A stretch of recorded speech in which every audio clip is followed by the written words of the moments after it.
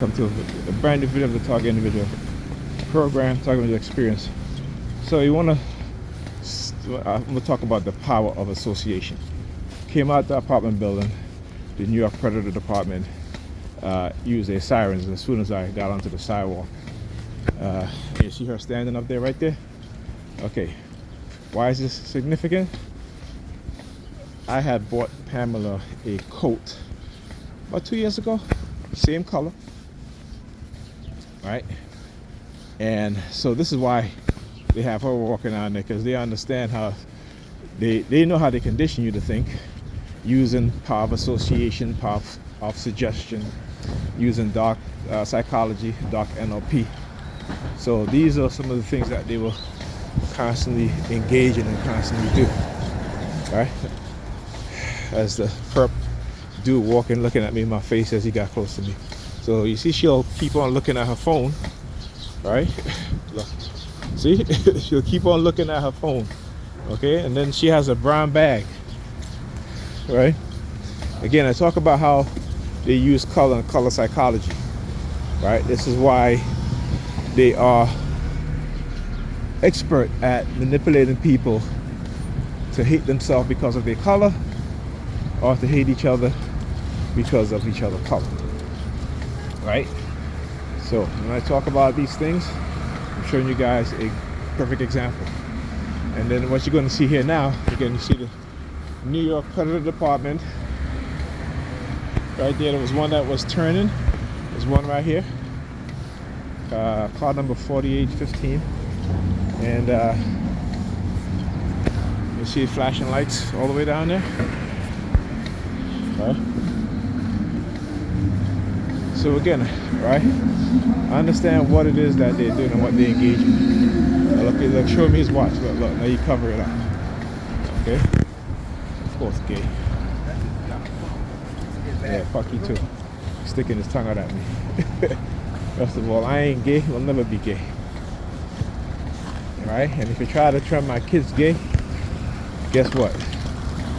Then it just proves that people can be psychologically driven to become gay, which we already know that, right? Particularly when we see young black boys who have been raised in single households, particularly with a lot of these young single mothers, that they're basically emasculating their boy children and they grow up being gay, right? So again, understand these things, right? Being able to see and know, not believing, but to see with your own eyes, to know the truth, to research, to know the truth, is the only way that we as black people can turn around some of these negative conditioning in our community, right? And the community that we live and in our household, right? But the most difficult part is getting the minds of our women to understand what's going on, okay? Getting the minds of a woman to see how they're being manipulated and how they're being played and how they're being weaponized.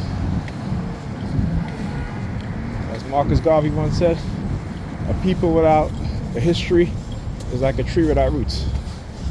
In America, white people have taken the roots from black people, and so they have able to condition us in whatever manner they want to. If you look at every generation of black young people, the mindset is degrading rapidly. Right? They're engaging in, particularly the women, engaging in hypersexual behavior, sexualizing themselves so they can no longer say men are sexualizing them, are looking at them as sexual objects, when they are sexualizing each other and themselves as sexual objects. Right? And what is that doing to our community? What is that doing to our young women and men? What is that doing? That is bringing us back, not as individuals, but as a group. All right? When you look across Europe today, South America, you see vast attack on black people, particularly black women, by white people. Okay? Once they separate black men and black women from each other, then black women will become the concubine of other groups of men. They will become the concubine of white men, the concubine of Arab men, which some of them are today, and the concubine of Asian men, right? They won't marry them because, as history shows, when the people are conquered, their woman becomes the concubines of the conquerors. But in America, they have a veil in front of our eyes telling our women that it's love. It's not love. It's the fetishization of black women and the fetishization of gay black men for gay white men. Alright, because you look at the interracial marriage statistics, there's only about 300,000 black women married to white men. So when they want to put on social media about interracial marriages, it's a lie. It's not a trend. It's just a small percentage of the American public, black and white, that are engaging in that. Okay? So yeah. I'm gonna have to go to the front. Let me see if there's I had to pick up my daughter early today. Even though she has after school today, she has a function at the Boys and Girls that she wants to go to.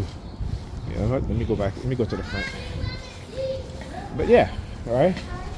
So the weaponization, and again, for black and the conditioned black women to blame black men for everything.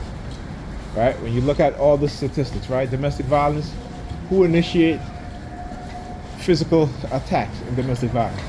And that's women. And in the black community, it's black women. We've seen black women driving their cars trying to kill their boyfriend because he cheated. Or they'll throw scalding hot water as he's sleeping.